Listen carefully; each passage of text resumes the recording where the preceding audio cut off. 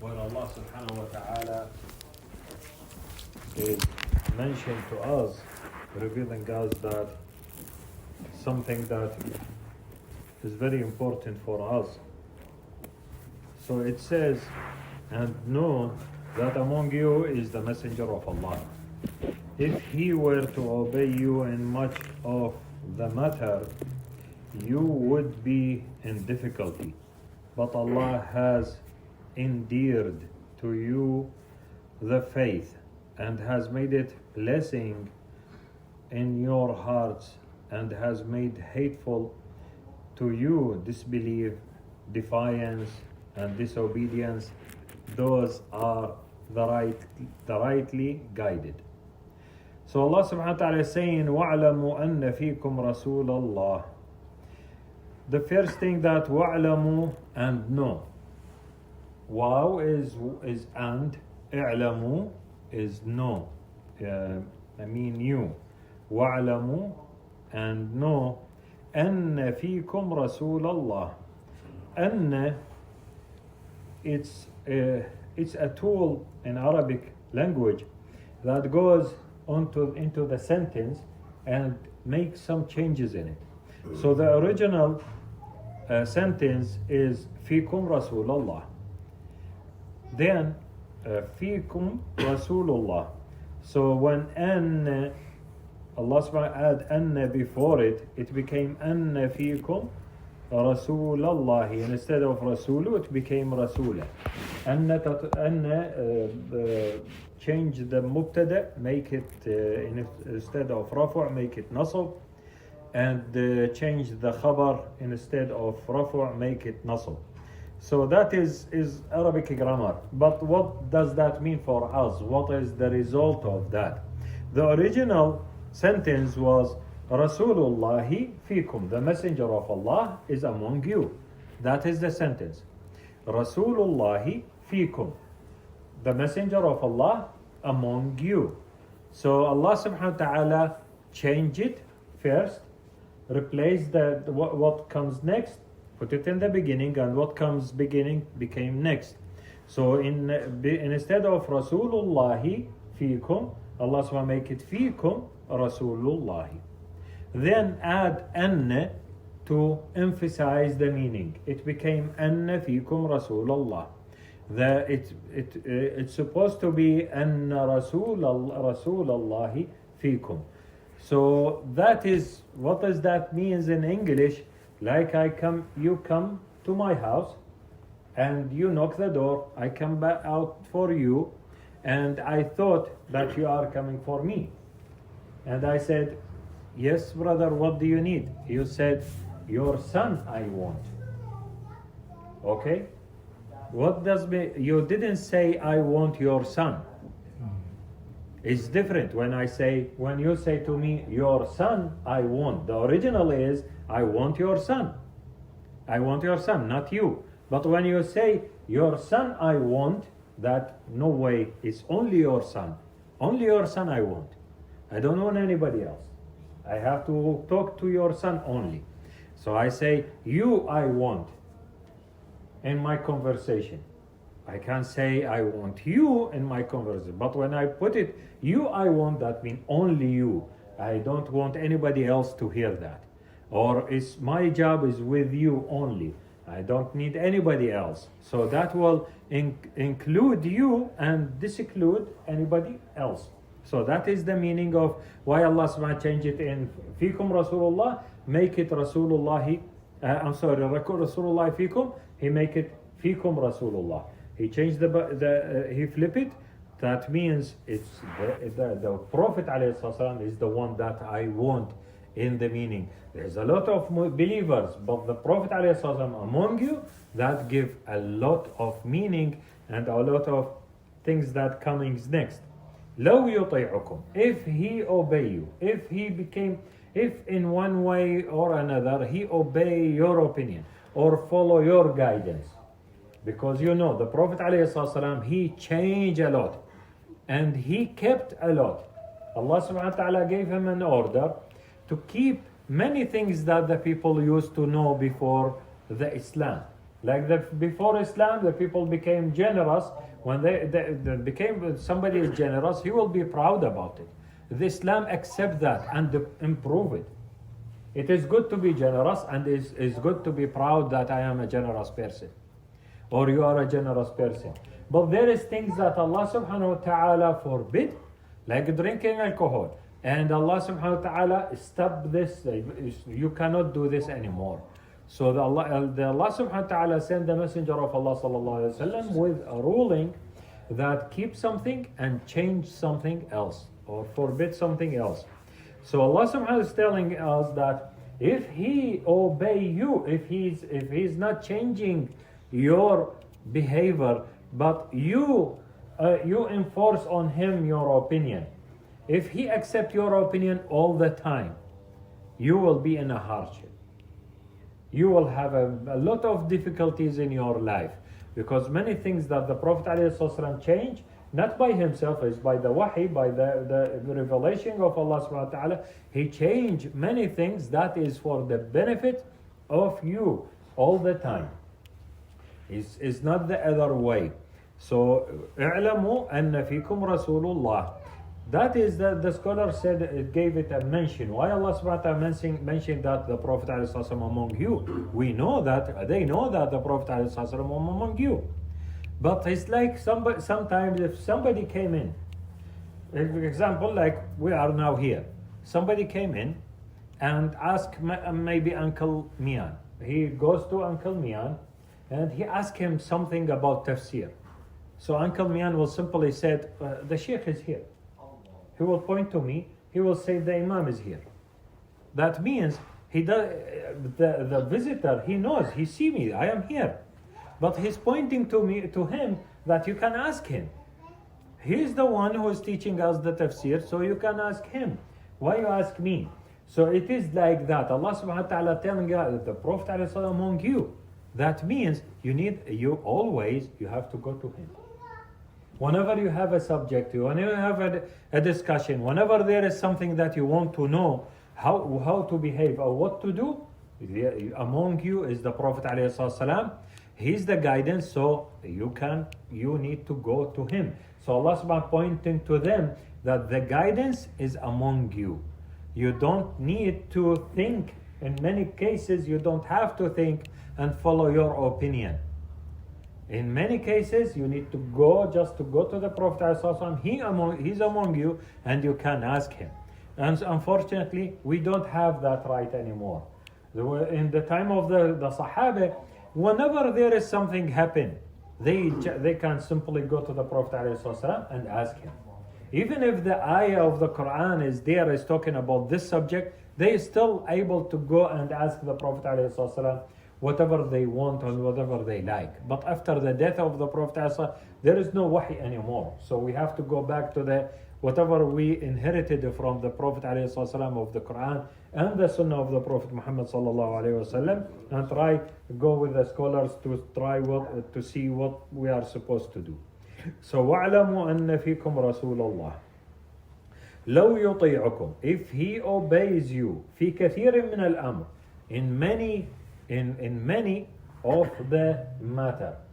Why he said all the time? It's many. Kathir means many. Of the matter. Min al-amr. He didn't say all the matters, because they still have the freedom to do their businesses. They don't have to go to the Prophet ﷺ for each single thing that they are doing in their life. But in many cases, when it's related to what is our relation to Allah subhanahu wa ta'ala, related to our faith, related to our worship, we have to go back to the Prophet Muhammad sallallahu alaihi wasallam.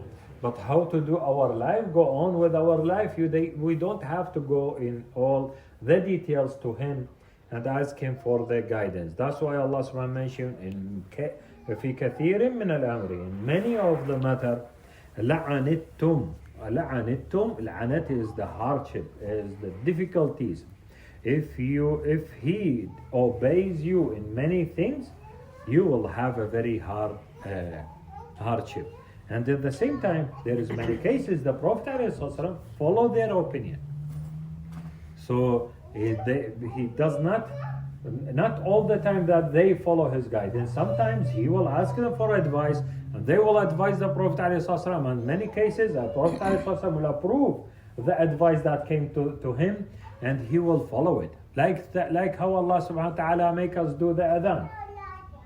The adhan for the prayer that we are doing today, it did not start from Allah or from the messenger. It did not came in the Quran. It did not came from a hadith. It became, they were discussing between the Prophet ﷺ with the Sahaba how to call the people to the prayer. The Jew used to have the horn. The Christian, they have the thing that is, what do they call it? Naqus, something that they hit it with the make sound. Something that a big thing, metal, and you hit it, or the bell. The bell later on became the bell. Okay. Yeah. So they used to use the bell, but so the Sahaba was discussing what to do. So in that night, there is two of the Sahaba. They saw a vision. In their sleep, they saw a vision. It's kind of Allah subhanahu wa ta'ala is teaching them, but not the regular way that is comes an ayah or a hadith that Allah subhanahu wa ta'ala give the wahi to the Prophet alayhi salam, and the Prophet alayhi salam tell them. Allah subhanahu wa ta'ala want them to discuss that, to think about it. So two Sahaba, Umar ibn Khattab radiallahu anhu and another Sahabi, they saw a vision that somebody is calling the adhan that we are using today.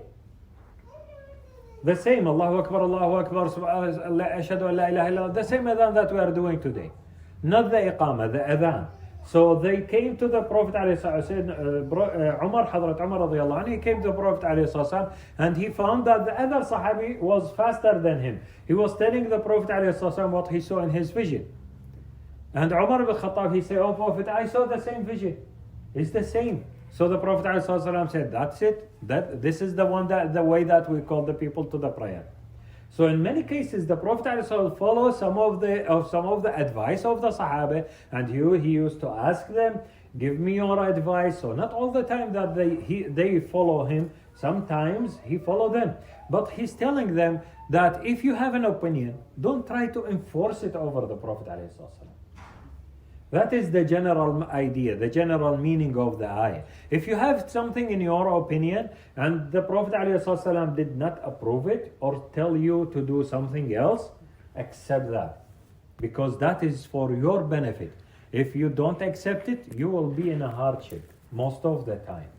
And that comes in the ayah that we mentioned before about the mistake that one of the Sahaba did.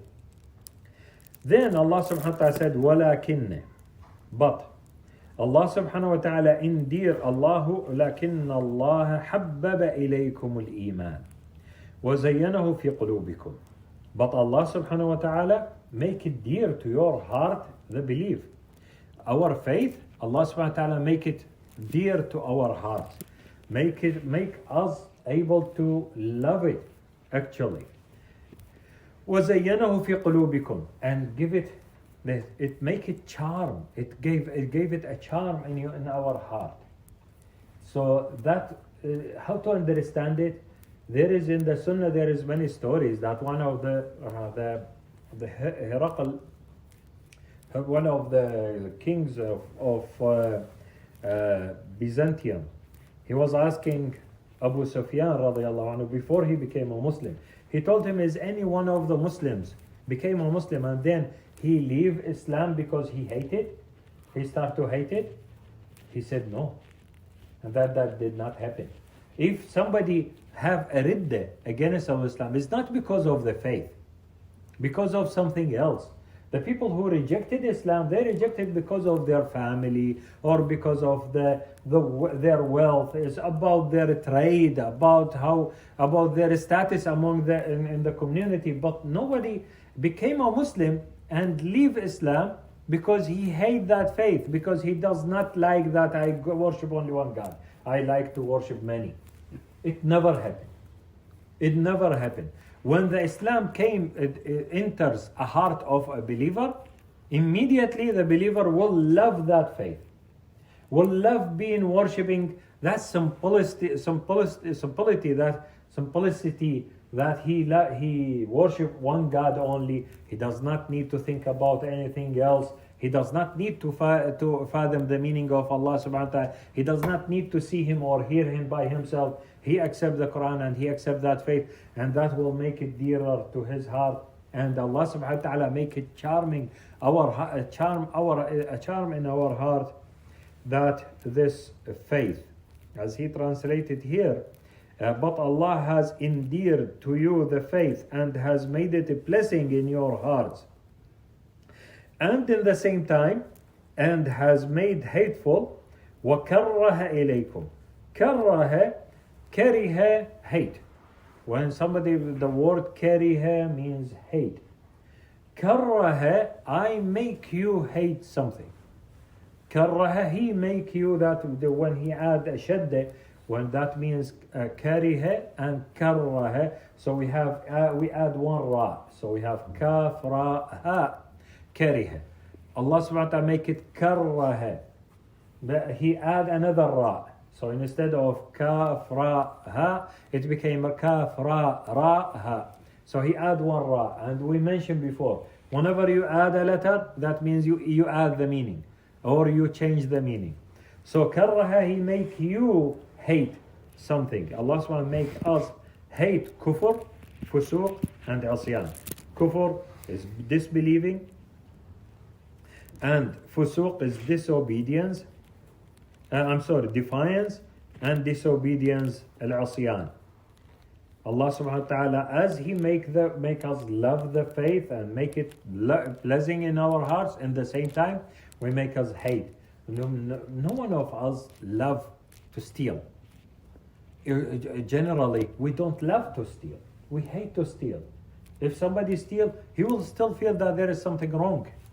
And doing a lot of these wrong things that Allah subhanahu wa ta'ala, we have the hidayah today. No one of us accept that I lose the hidayah later on. We hate kufr. We don't like to be in kufr, in a state of kufr anymore. That we have the right guidance, and we have that belief in Allah subhanahu wa ta'ala. We have our God and we are worshipping Him. We hate to lose that. No one of us like to have that. So وَكَرَّهَ إِلَيْكُمُ الْكُفْرَ وَالْفُسُوقَ وَالْعَصْيَانَ أُولَٰئِكَ هُمُ الرَّاشِدُونَ. And then in the end, the believers who follow the guidance of Allah subhanahu wa ta'ala and follow that what Allah subhanahu wa ta'ala mentioned in this ayah, those the people who love Islam and love their faith and blessing in their heart, and they hate to the kufr, the disbelief and disobedience and defiance. Those are the rightly guided, because Allah subhanahu wa ta'ala guide us. أولئك هم الراشدون. Rashid is the multiple of Rashidun, the multiple of Rashid, and the Rashid is the one who finds the way, who was lost and then find his way. This is the Rashid, or the one who always have the good choice. Whenever he have a choice, he will take the better choice. This is what they call Rashid. It's very famous names today, name that is still used today, that many people called Rashid. So Rashidun is the multiple of Rashid, is those that the people are the rightly guided. Any questions?